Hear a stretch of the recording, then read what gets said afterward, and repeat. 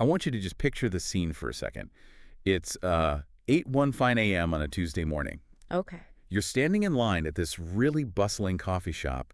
The air is thick with the smell of roasted beans. You've got that aggressive hissing sound of milk being steamed. Oh, yeah, that sound. And there's some obscure indie folk music playing just loud enough to make it hard to hear anything. It's a total sensory overload before you even get to the counter. It's chaos. Complete chaos. Yeah. And you're standing there rehearsing your order in your head.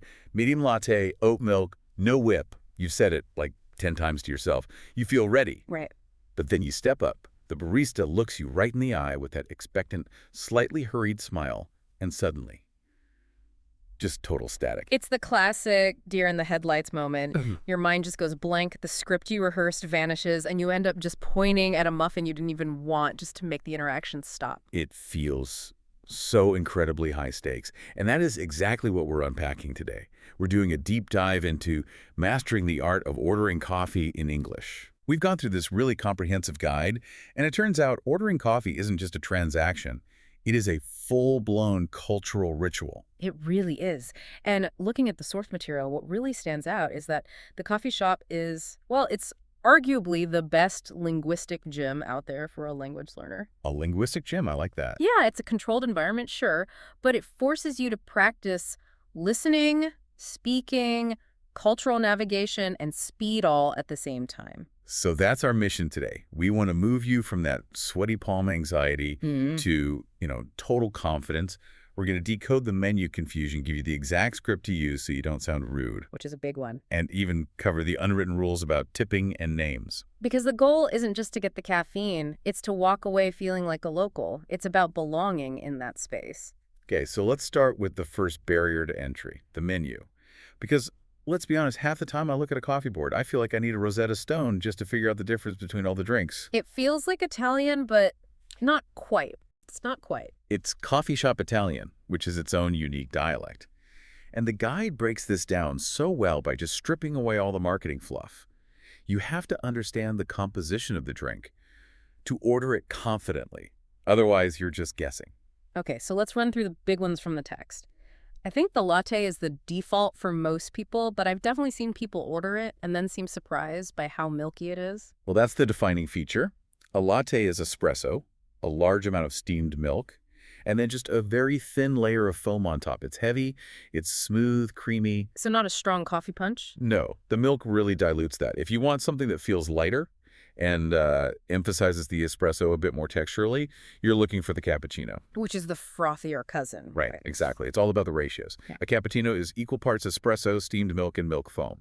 So when you lift the cup, it physically feels lighter than a latte because a third of it is just air bubbles. A totally different experience. Okay, that's a great tactile way to remember it. Now for the purists, the guide brings up the Americano.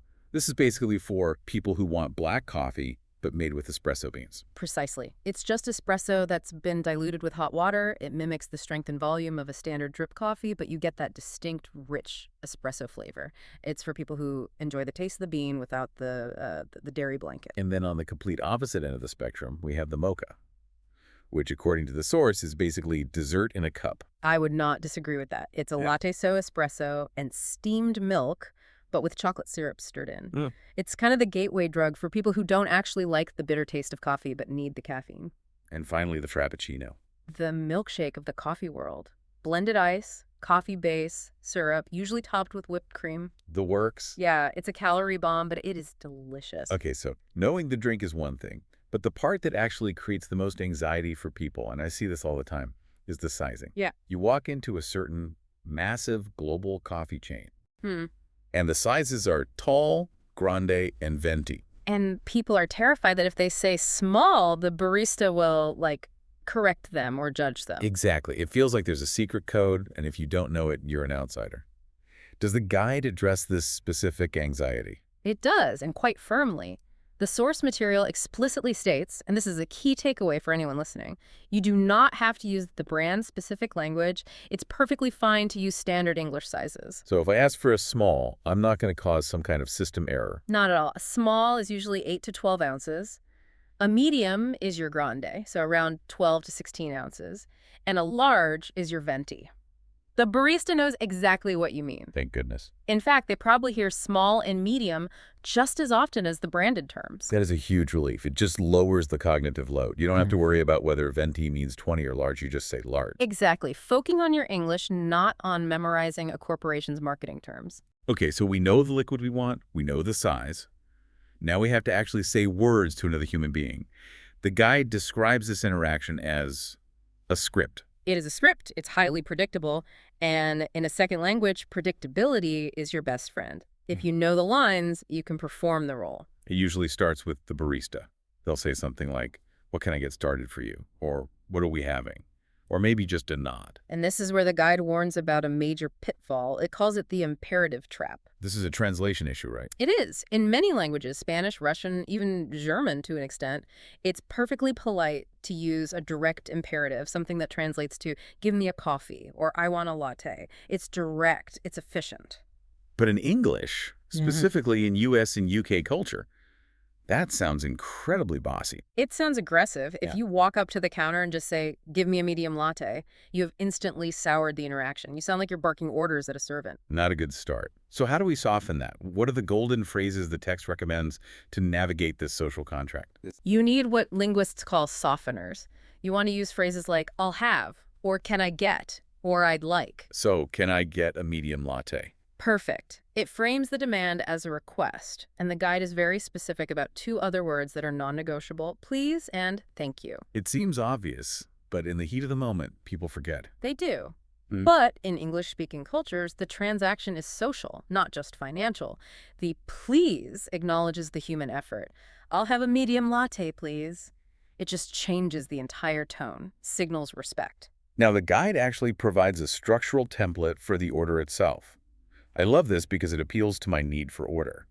It says there's a specific sequence of information that works best.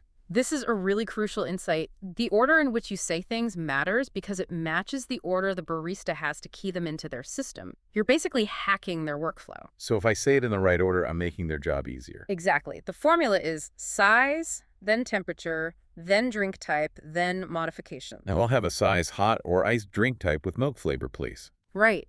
Think about the barista's screen. They have to hit the size button first.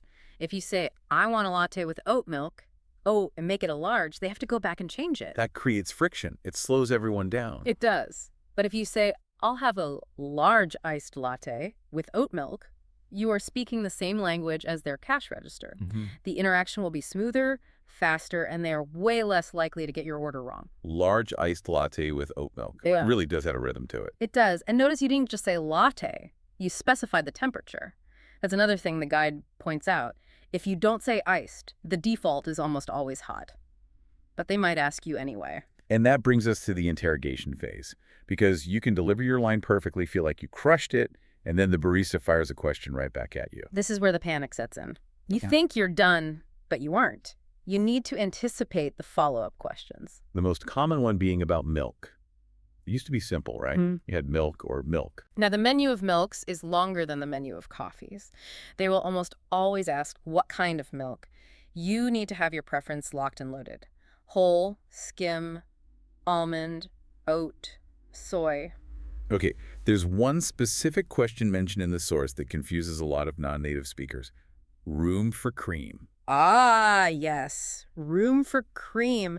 This trips up so many people. Because if you translate that literally, it sounds like they're asking if you have a spare bedroom for dairy products. Right. But what they're actually asking is a physics question. They mean, do you want me to leave about a ½ inch of empty space at the top of the cup? And why would you want that? Because if they fill the hot coffee to the absolute brim, and then you go to the condiment bar to pour in cold milk, displacement happens. Coffee is going to overflow and burn your hand. So the answer is just a simple yes or no. Yes, please means leave a gap. No thanks means fill it to the top. I'm drinking it black. Got it. Okay, let's shift gears to the cultural stuff.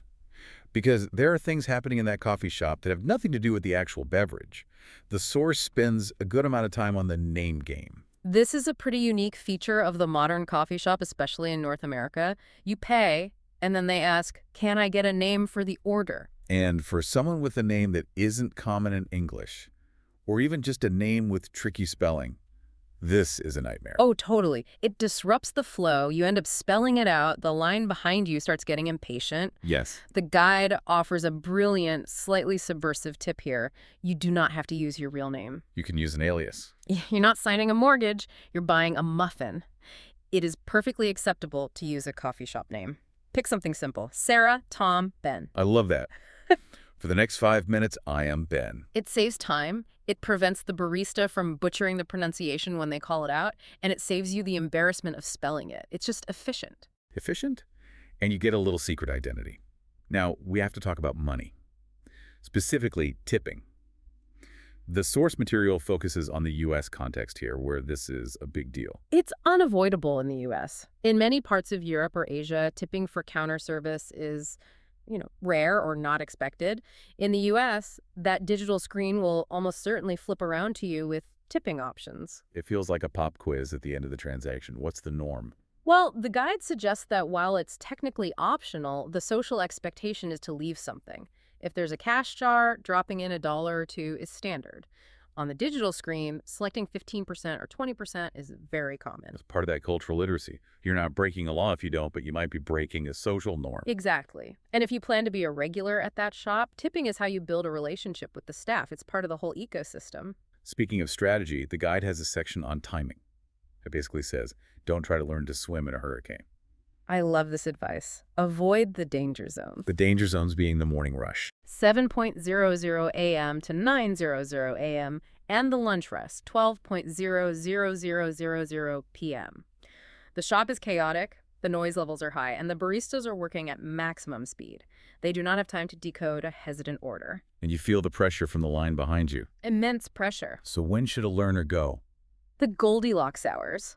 Like 10:30 a.m. or 3:00 p.m., the line is gone. The barista is probably bored and happy to chat. You have time to read the menu without an angry commuter breathing down your neck. That makes so much sense. Set yourself up for success. But even with the best timing, mistakes happen. Let's talk troubleshooting. The repair phase. Let's say you ordered a hot latte, but you meant iced. Or they hand you a drink and it's clearly wrong. You can't just stand there and drink something you hate.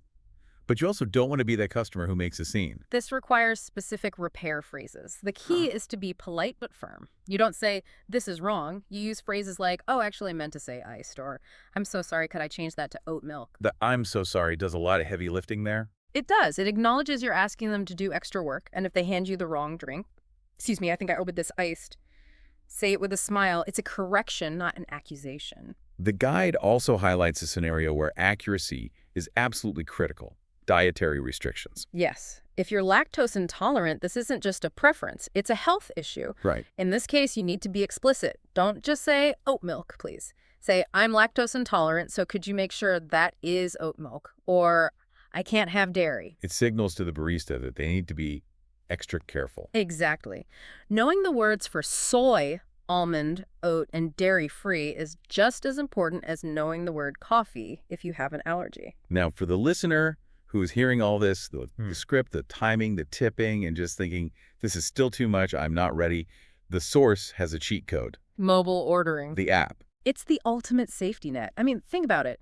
You can sit in your car, your living room, you can scroll through the entire menu, you can look up what macchiato means without blocking the line. You can take 20 minutes to design your perfect drink. You don't have to speak to anyone. You walk in, look for the mobile pickup area, grab the cup with your name or your alias on it, and walk out. But is that cheating if the goal is to learn English?